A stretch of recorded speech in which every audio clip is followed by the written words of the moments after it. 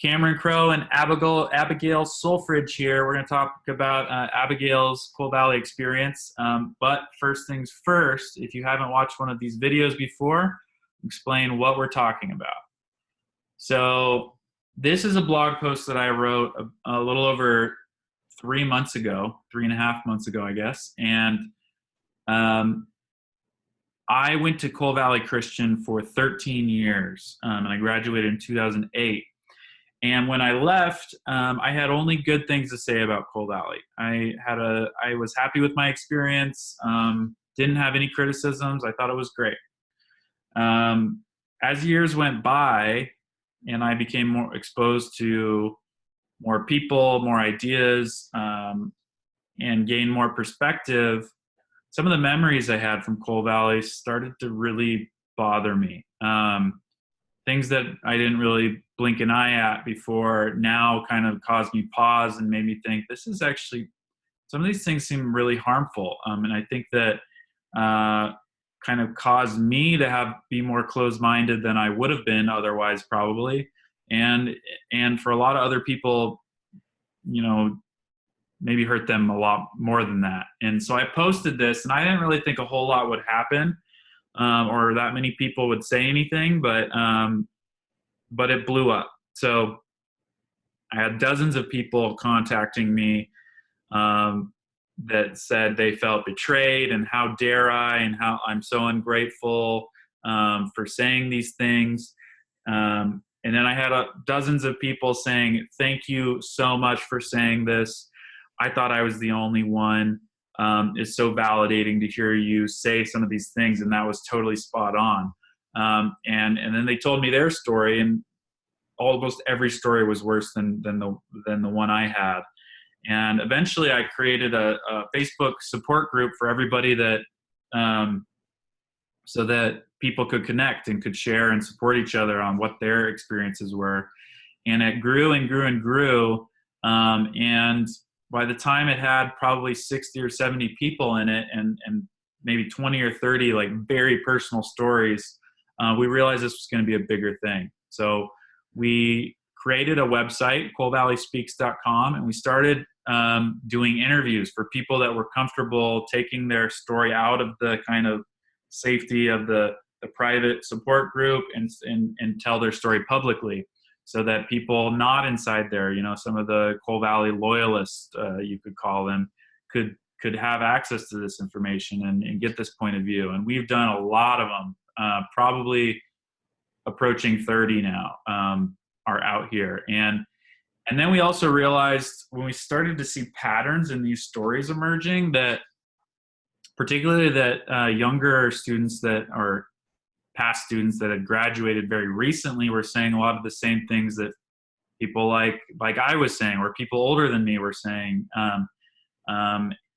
We realized some of this stuff is still happening. So it's not just a matter of telling the stories, but maybe being a part of the solution. So we created 20 of us, maybe over 20 of us contributed to writing this, what we call the joint statement, where we kind of categorized all of these, what we see as problems with the way Coal Valley operates or has operated in the past. And we used direct quotes from stories from the support group, anonymized, and we kind of isolated the themes in the category, and then proposed solutions. And we tried to make all the solutions very common sense, not anything that would require the school to change its belief system, because that would be a non-starter.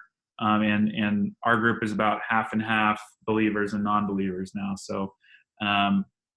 So we've been trying to talk to them about this and work together to improve Coal Valley for 3 months now, and they have not been interested in talking to us, and that's been very disappointing. So, Abigail, when did you get looped into all of this? Like, what did you see first, and what went through your mind? The first thing I saw was your blog post after a student in my ethics class had asked the teacher about. And as soon as I heard about it, I was actually very, very curious about it. And I went and read it, and that's when I first contacted you. Yeah. Yeah. Actually, let's do a little background, right? So you are still in high school, and when did you start at Coal? Like, how long have you been at Coal Valley, and you are now leaving Coal Valley? Anyway, give us your Coal Valley resume.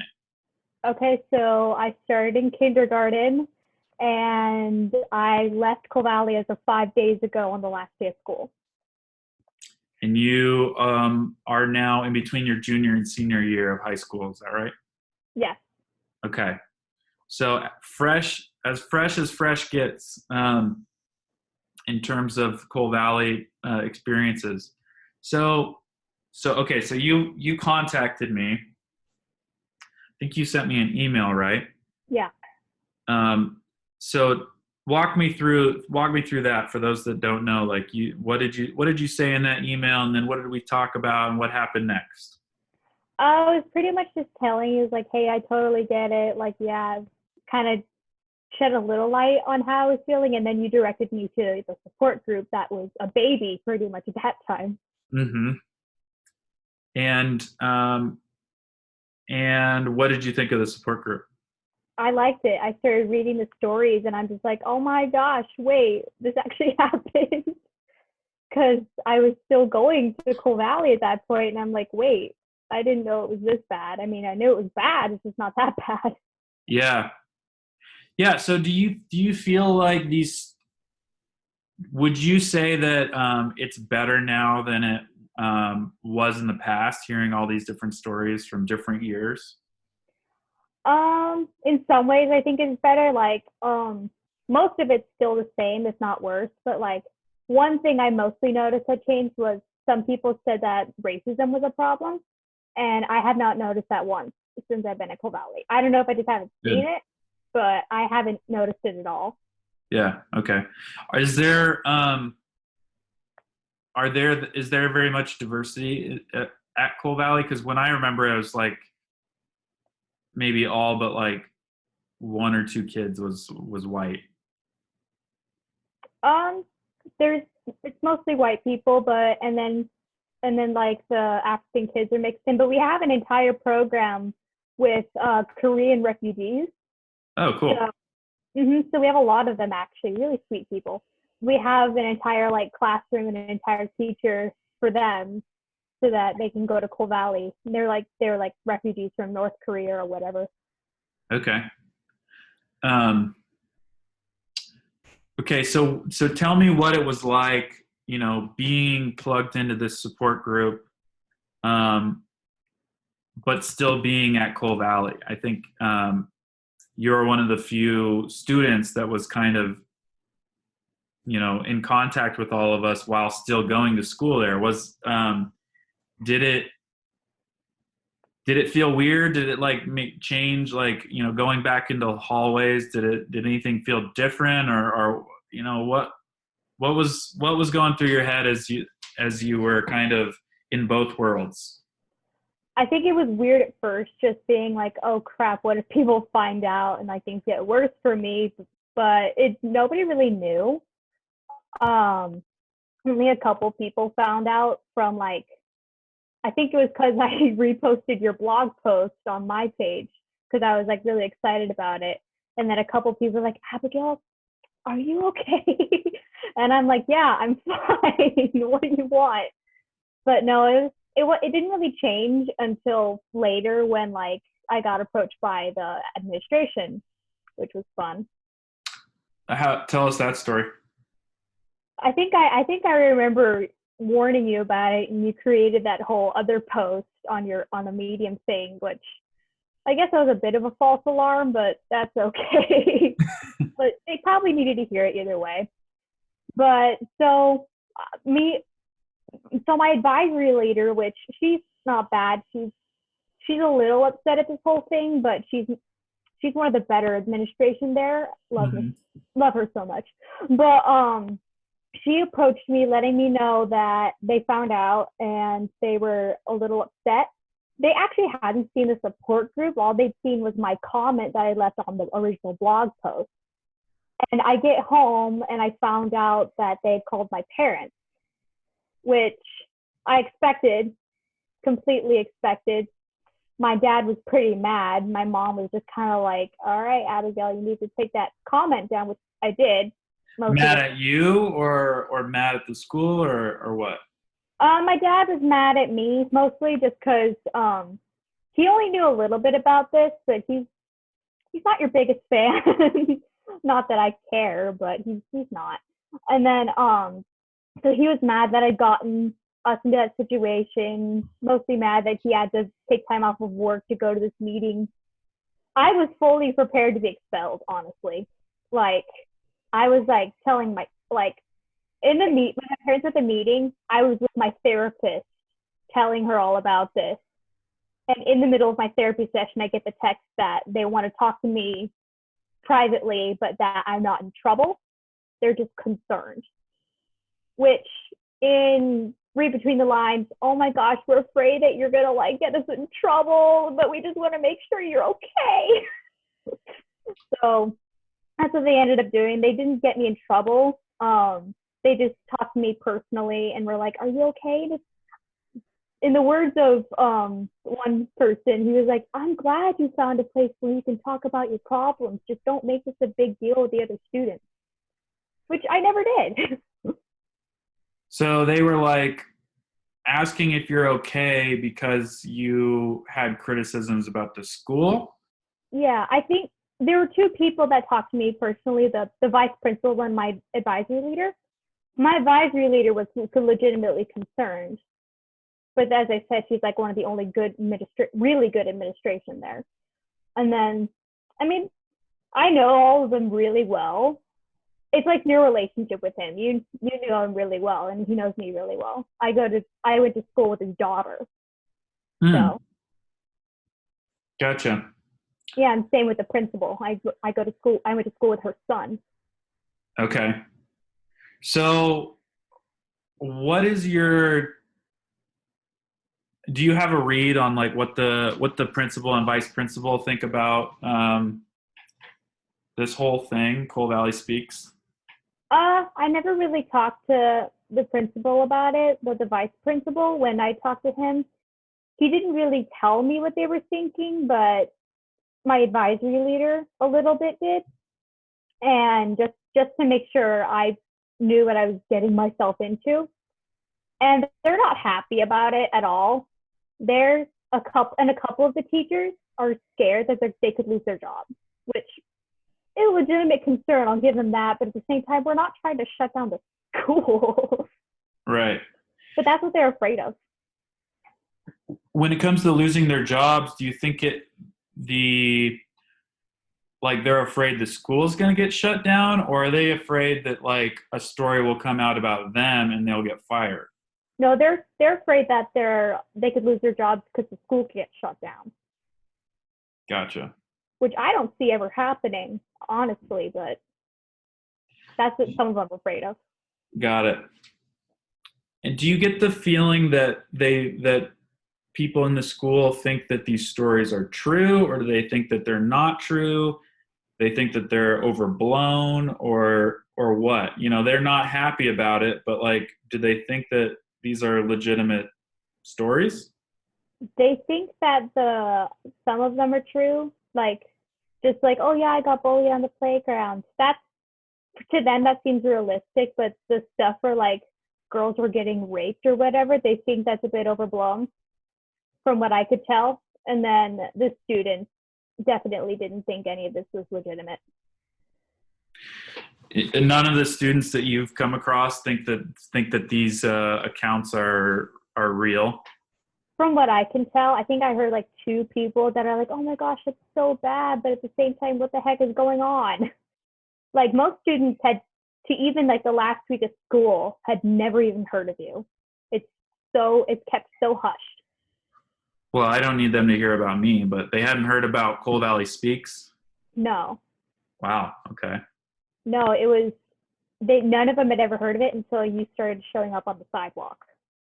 Okay, so tell me about that. So for everybody that doesn't know, we showed up for so Coal Valley's administration had been refusing to talk to us.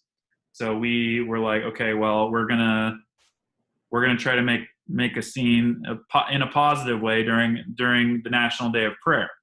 So we went there in the morning before school so that while all the parents were dropping off kids, they'd see us standing there with a sign that says, "Let's talk."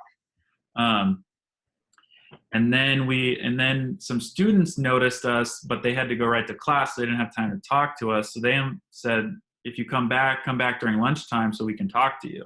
So we did that the following week. So Abigail, did people talk about us, about Coal Valley Speaks after the first thing, like in the morning, or was it not until the second time that anybody noticed? It wasn't really until the second time people noticed. I think it's just because people, like, it's the morning and they're tired. Nobody really cares in the morning. I heard like a couple things where it's just like, hey, well, who were those people? They thought you were protesters. Just Everybody, because we had a sign, or what? just because you were standing there with a sign, pretty much, yeah. Everybody thought you were protesting Christianity in the school or whatever. Does everybody think that we're like you said, protesting Christianity? Do people think that this is all a group of like atheists, or? They think you're pretty much all atheists. When they like, a couple of them were like talking in a group, and I happened to be there, and I was just like, I don't think they're all atheists. Kind of like, But no, it wasn't until the second time you show up on the sidewalk for lunch that kids were actually getting a little scared. They were getting scared? Not like scared, but like they'd heard of like a shooting that happened across the country or something. Just bad timing, but not your fault. But like, so they were a little nervous, and then they were just like, I don't know what's going on. And then like the few kids that went out there, like I remember I was out there with you guys for some of it, and they came out. They were more curious and scared, but they didn't really. Let me just tell you, the kids that actually came to talk to you don't actually legitimately care about this. They just want to get some of the facts of their own stuff so they can talk. Let's just say that. So they're like critics, and they just kind of wanna see what we have to say, kind of thing. There are very few people. I can think of like two people that when I was out there came out that actually cared. Gotcha. Well, to their benefit, a lot of the kids that came out and talked to us seemed like they were asking good questions. They were respectful. And most kids that came out were like honor students. okay. So were those just the kids, the like leader types, or are those just the ones that felt confident enough to kind of like debate, or, why did some kids come out and other kids not, or were they just the only ones that cared? A couple of them were just curious. Couple of them are the leader types, and then there's those couple that actually cared and like have also had bad experiences. And I can't name names, but there's like they were there, and that was really cool. But the people that just wanted to get a taste of who you guys were, just so they can make their own opinion, which is going to be a bad opinion. So no, from what you could tell,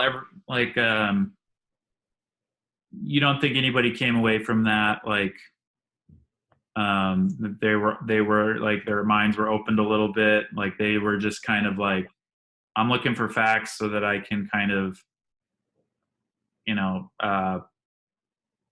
oppose them better? Pretty much, like, except for those like two that actually cared. The rest of them, they're the kind of people that get facts and then they use it against you in a way. Like, they'll tell other people bad things. They'll use the facts they have to create a more advanced version of what they think because they think they're very smart. So why do you think that is, that the students are coming around to this? Is it because they're like they think that there's no way to acknowledge any of these things without without giving up their faith, or why is it so unpopular? it's unpopular just because, as you said in your as the blog post, they're practically brainwashed. We've been conditioned so well to think what we think and how to oppose it. And there are very few people that are open-minded enough to think otherwise, mostly just because something bad happened to them, like stuff happened to me. And then and they have, because the bad stuff, they think, maybe this isn't the only way, maybe some things are wrong. But the kids that are like popular or are like very, very Christian, it's good for them. But they're very closed-minded in that sense. So it's that conditioning that got them to where they are. So maybe this whole thing feels like it's offensive to them, like because because we were saying that we were brainwashed, that makes them feel like we're saying they're brainwashed or something like that. Yeah, they take a little bit of offense to it. You mentioned something happened to you, or would you be willing to share anything about that? Oh boy. Do you want to go over all 12 years or just the recent 4? Maybe the highlights. Okay, so all right, like elementary school, Or low lights, whatever lights there. yeah, so like, okay, elementary school, big group of boys practically treated me as their like slaves, pretty much, like typical elementary school bullying. And then when they got over it, chose their next victim, one boy himself did more damage than they did. That was just elementary school. And then, so a lot of days like that, a lot of typical elementary friend betrayal, that stuff. It didn't get juicy until junior high school. Okay, well, before we get to that, was this bullying? Would you consider this kind of normal, standard school bullying that would happen anywhere, or did you feel like you weren't supported by the teachers, or like, do you feel like this? Yeah, would this happen anywhere, or was this like kind of special? The kids were typical bullying because, like, they're kids, they're going to do whatever. The teachers disappointed me greatly. They did their typical, all right, Fred, I'm just going to say Fred. All right, Fred, so you did this. And he kept denying it. He kept like, I don't know what you're talking about. But then they'd be like, okay, let's pray. And you promise not to do it again. And he'd just get worse. So the teachers didn't give actual discipline. It's just all, let's pray about it. Yeah, they just expected him to get better overnight through prayer, which praying isn't bad in my opinion, because I'm still a Christian. If you pray about it, it can help, but there has to be action behind it too. And they didn't do that. Gotcha. So junior high. Okay, so through elementary school, I apparently had some problems with like making friends. And when I had a friend, I held on to her really tightly, not wanting to let her go, apparently. So I was clingy. And so she went to the counselor, who I'll get into her later. She went to her saying that I was too clingy, and then they called my parents in for the meeting. And this counselor had already had problems with my older sister that went there for a little bit. And so they pretty much told me to stay away from my friends because I was getting too close, which only furthered my problems that I had, because it's just like, oh, so if I have a friend, they're just going to leave me because I'm not good enough for them. Because like she had other friends who actually weren't the best influences now that I think about it. But that's what happened in junior high. I did eventually find my 2 closest friends in the world, which I'm still really good friends with them. So that's probably like the one good thing that came out of Coal Valley for me, is my 2 best friends.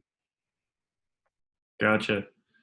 So the felt weird, like the counselor was basically like in charge of your friendship situation.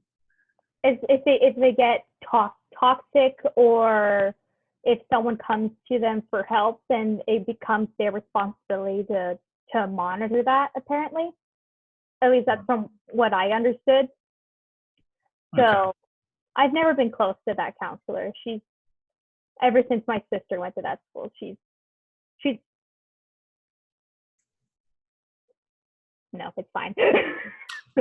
Well, let's cover high school, and then maybe we can come back and talk about, the counselor. Yeah. Okay. So high school, it was totally okay in the beginning. So, typical girl left the guy, and then I went to homecoming with him. He ended up sexually harassing me. Wasn't anything like horrific, but it was uncomfortable, and I was pretty innocent to that point. So I'm like, oh, what's going on here? And he didn't really understand what he was doing either, but it was still wrong. And then got a lot of crap about that. And it's just after that, like elementary school was very much physical, like harassment, and then like abuse, and then this was high school's very mental when it comes to their abuse. Like it was very rare for a fight to break out among guys. It's not like the movies that way. Mm-hmm. People like talk about you behind your back, and like they'll say stuff to your face. So what about, you said you got some crap about this harassment? They thought I had provoked it. What? Sorry. They thought I started it. They thought I wanted it, which is a pretty typical pattern I've seen with the stories I've read, actually. Like, they think it's all the girls' fault. Is that just because that's like their default, or like did they think, like this whole like girls don't make your brother stumble because with what you're wearing, or basically guys don't have any self-control, so it's all the girls' fault if anything happens? Yeah, guys don't have self-control. I never broke the dress code, like, ever, so it couldn't be that, unless like, oh my gosh, your wrists are showing, with something stupid like that. But no, I think it was just because I'm a girl and he couldn't control himself, and you're just a distraction. Okay. So you got that impression from other students, or was that from teachers and administrators? From the students mostly, but then like there was a hint of it in like the Bible classes too, and then like some of the chapel speakers that would come in, because like they often bring other pastors from different churches that typically go with their views, and I'd hear it from them sometimes, and I'm like, why are you letting this guy speak here? But that's what Coal Valley thinks too. So what's wrong with those speakers? Typically they're fine, but it's just like sometimes they get a little extreme, like I don't know, like if you show your shoulders, you're being provocative. If you do, like, if you commit this, like, I think someone said that if you commit blasphemy even once, you're going to hell. But even though in the Bible it says every sin is a sin, so that doesn't make any sense. But it just be little things like that, and then like talking about like male superiority, pretty much like what other people are talking about. It's just like, yeah, God created man first, and man is supposed to be over women, and women are supposed to do exactly what they say, and if you don't, you're not being a good wife or whatever. And it's just like, okay, so I guess we have no rights. We're just a thing walking around with no brain. Okay. Would you say that the Coal Valley culture is sexist? I think it's gotten better since your time, but it's still a little like that, because especially I remember in 8th grade health, the teacher herself was a good person, but I think she'd been teaching there for so long, like she kind of taught us the same things. Like I remember one time she was like, you're 9, that's all after 9, and she was talking about like the man, and like how it was pretty much their decision what happened, and it's like, why? Like it's not like it wasn't like a rape type thing. It was just like if the guy chooses what happens in your sexual encounter. Okay. Yeah, that seems problematic, but it is. So were there any other kind of troublesome experiences after the harassment? Well, it only got worse. Okay, so somewhere between, okay, little personal so that's okay. Between freshman and sophomore year and that summer, a lot of problematic stuff happened just for me. I ended up getting my bipolar diagnosis, made some questionable decisions, you know, the typical high school shit. But so we're all of it got to my school because I worked at McDonald's, and someone at McDonald's knew a guy at Coal Valley, and he hates my guts, and he told everybody. So first day of school, I'm depressed as hell. Like coming in, like that was what some of my friends consider my goth face. And I come in like that, and they're like talking behind my back. Like I think I could count like 7 rumors at that point. I don't remember all of them anymore, but it was bad. I did make a new friend, and he's still my friend, but still, that was the worst of it. And then it got pretty bad when 2 weeks later, I got sent to a mental hospital.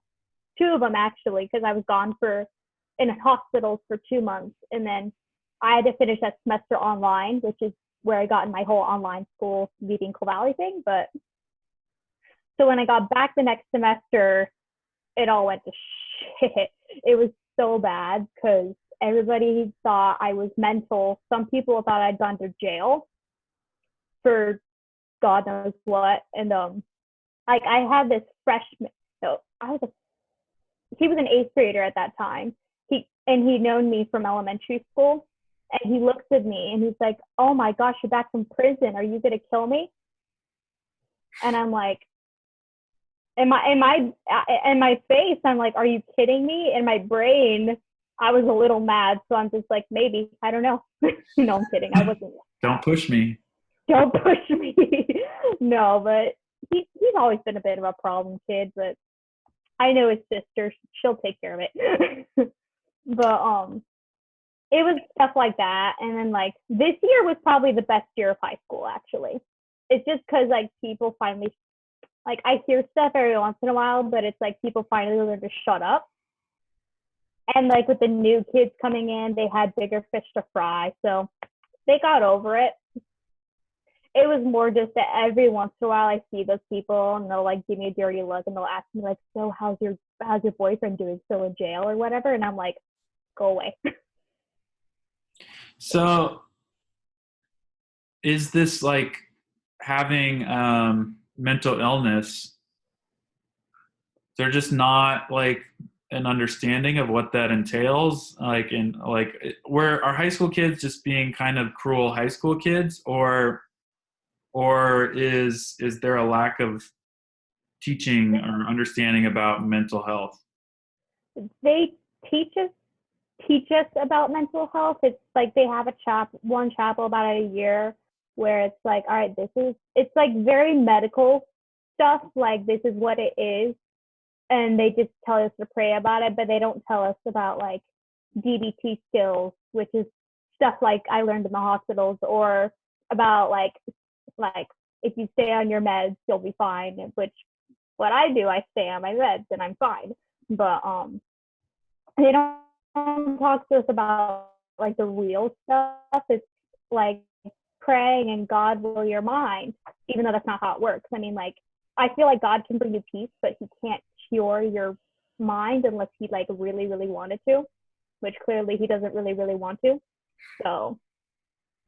So they don't teach us about like meditation or like rational thought is one of the DBT skills they taught us in the hospital. They don't teach stuff like that. And like, therefore. What does that stand for? DBT? What is it? I don't remember. Oh, okay. So long ago. It's like coping mechanisms or something? Mm-hmm. Different coping mechanisms like self-soothe, rational thought. I had them all memorized. I don't remember anymore. I don't care anymore. But that because of like the way they taught us, it's like the kids had less of an understanding than they should. They think it's more like a curse that we have, and it's not like a curse, but like you know what I'm saying. If it's like they think we can help. They have this weird idea that we can help it, and that it's our fault that we have it sometimes. And it's like, no, we have a chemical imbalance. That's what this is. We have to take medication and do these coping mechanisms to stay sane. It's not our fault. So they didn't really, when they talk about it, they don't talk about how like, this is a normal thing and you just like get medicine and, go to therapy and you'll be fine. It's a normal deal. Like, it's not like that. It's like, just kind of like some people deal with this and you just need to pray about it. And like, Yeah, that's how it is. Okay. And like, there are very few kids that are open about their depression or their bipolar or whatever. And those who are, they're looked down upon. So typically you want to stay quiet if you want to have a good time in high school.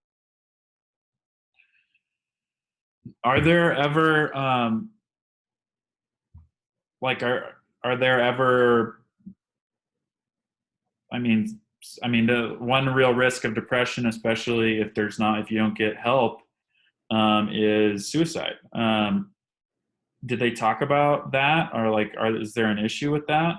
They had a suicide prevention class for parents. I never heard about what happened in there. From what I can tell, it's a load of crap, but what they said, because it didn't help anybody. I haven't heard of anybody like actually committing suicide at Coal Valley, but I know it happens. Like every great once in a while someone does, but it's kept so quiet. And they say, they're always telling us, if you commit suicide, you're going to go to hell because you're not trusting in God to help heal your mind. So that I think maybe that scares the kids, which is good. That we don't want them committing suicide. I mean, it's not good to scare them, but it's good they're not committing suicide. So it's kind of that weird balance. Maybe a better way would be, like, if you're feeling that way, like get some help. Those are like, there's nothing, wrong with, they're like, I don't know. I don't know how to handle these things, but like, I'm guessing the better thing would be like, you need to get some help. You need to get help, like get some. Yeah, go find a really good therapist and like. Yeah, it's not, well, don't do it because you'll go to hell. It's like, get some help and get things figured out so that you're feeling better. Yeah, so that you're okay. Yeah. Yeah, just don't go talk to the school counselor because she's bad. Go find a real therapist. Okay, tell me about the counselor. I'm going to have to find a way to put all this as nicely as I possibly can. So starting with my sister, Allie, she's my god sister. So she came to us came to live with us when she was in 6th grade, and she enrolled in Coal Valley when I was in 2nd. And she already had a lot of baggage. I'm not going to get into it, but like baggage. And so when she started having problems at Coal Valley, it was a lot of friend stuff, and she got with the wrong crowd. That grade seemed to have like druggy galore. I don't know why, but so then she got into some trouble with some friends, and like this one friend she had, they kept getting in fights, and for some reason the counselor was very mean to Allie and like would believe the other friend over her, would never let Allie talk. Pretty much told Allie the same thing she told me later, to stay away from them.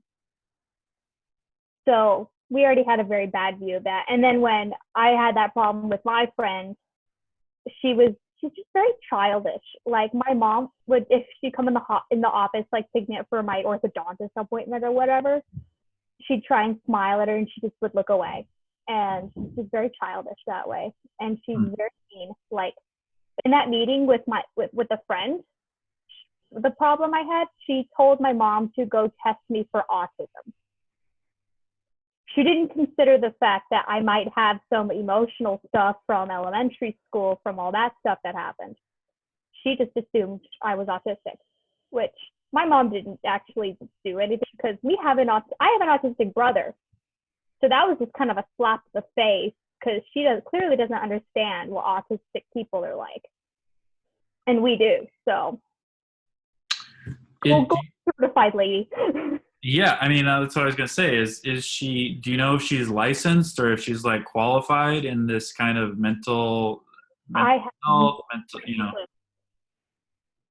You don't know? No, no. She doesn't talk about it. Like, I don't think I've ever even seen like a diploma on her wall like most like therapists do. Like my therapist that is in Nampa, she has her diploma on her wall as proof. Hmm. But so anyways, and then like the stuff later when I was, because like I had to unenroll from Coal Valley for that semester when I was gone because I wasn't going to my classes and because I was gone. And when I was getting back in, she already doesn't like us for some reason, just because, oh, you know, nobody's perfect, but she has this idea that you have to be perfect. Um, but no, so when she was like talking to my mom about the re-enrollment thing, okay, let me rewind for a second because this comes to a different problem. So this is the principal, like she knows me, she's nice to me. So she told me I could come to a couple lunches to come say hi to my friends because I hadn't seen my friends all semester. So I went once and everything was fine. I go in the second time, like, because I'm not enrolled, I have to like sign in as a guest. I'm in the process of doing that with the desk lady, who's really nice to me. The counselor comes out, pulls me to her office and says, "You're not supposed to be here. You need to leave." And I try to explain, like, the principal said I could come here, like everything should be fine. She's like getting mad at me. And then I pull out my phone to call my mom so my mom can explain. And she's screaming at me to hang up the phone, like full on blown, just yelling at me. I'm surprised half the campus didn't hear her. My mom picked up just as she heard her saying that. And as soon as my mom picked up, she calms down and she just calmly tells my mom I need to leave.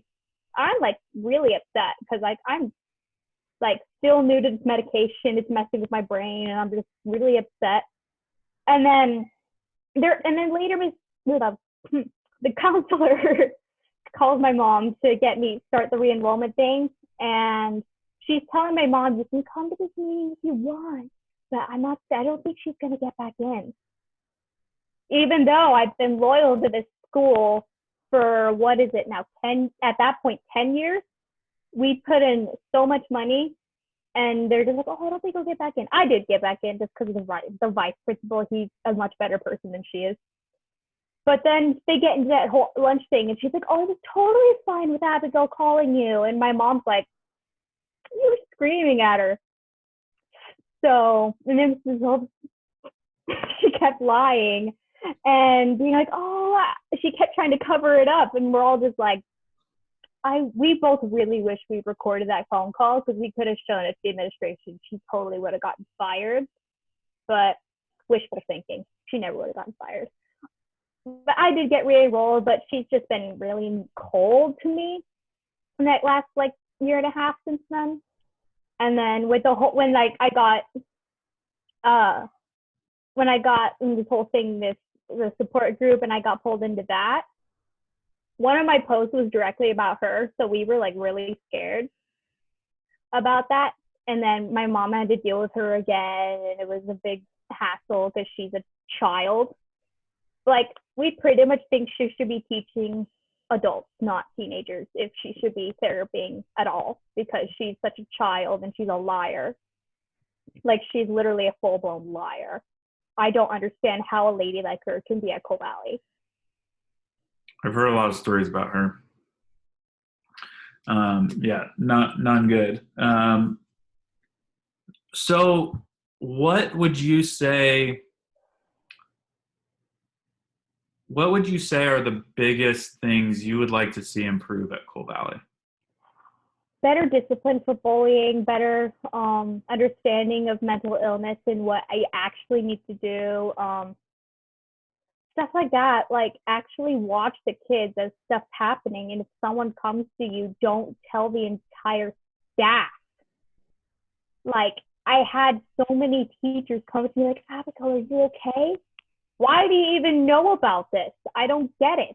Like, if it was just my teachers in my classes, like actual classes, that's one thing because you have to explain why I'm gone. But if it's the entire staff, that's another thing. That's not acceptable. Mm-hmm.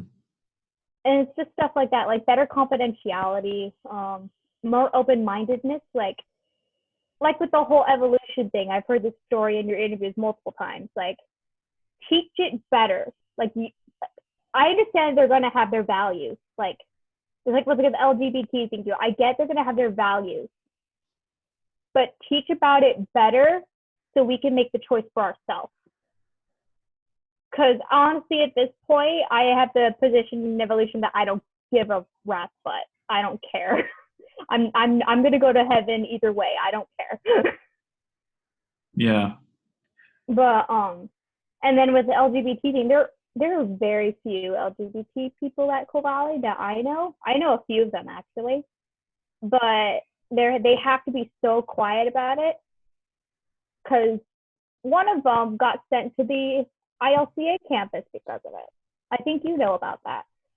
And then so stuff like that, like don't alienate them. Like if they're not like if they're like openly trying to hit on someone in front of everybody else, that's one thing. Which if it's quiet, who cares? And they like it, who cares? But like there's a difference between making a huge deal about it and then being like silent about it and someone happens to find out and then you get sent away. That's a problem. I mean, like they can think that you're gonna go. They can think you're gonna go to hell if you are LGBT. Who cares? That's their values. Just don't punish the kids for thinking something else. They have a brain. Mm-hmm. Yeah. Gotcha. Well, do you have any other topics you wanted to mention that we haven't touched on yet before I get to my last few questions? I don't think so. Okay, cool. If Coal Valley administration watches this video, what's your message to them? My message would be, okay, sorry I was such a pain in the butt in my high school years. But like just be kind to the students. Like they're people. Like I get you're in charge, but you also need to watch who's in charge. Cause counselor, I know you're gonna be watching this. Don't make a big think about this. Like I know you guys weren't happy that I was part of this, but I'm unenrolled now, so you can't do anything about it. But just be kind to the people. Like I actually legitimately worry about some people that are still in there. Like I actually care about these people. So it's like, can you like be nice to these people? Mm-hmm.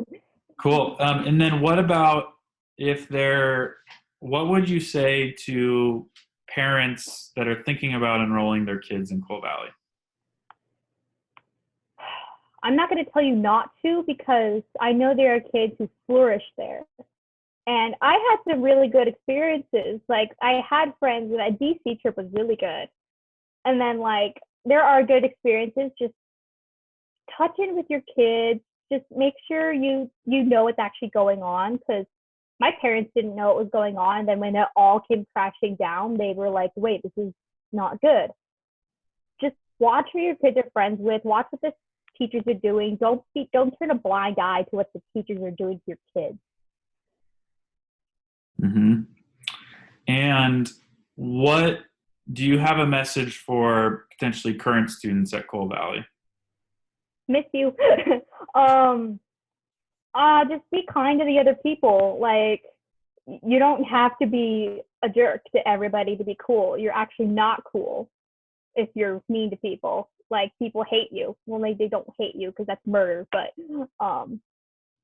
just be nice to people. That's just stupid. Like, I mean, if you think about it, you're being bad to me is what got me talking to this guy. So, are you actually happy with yourself?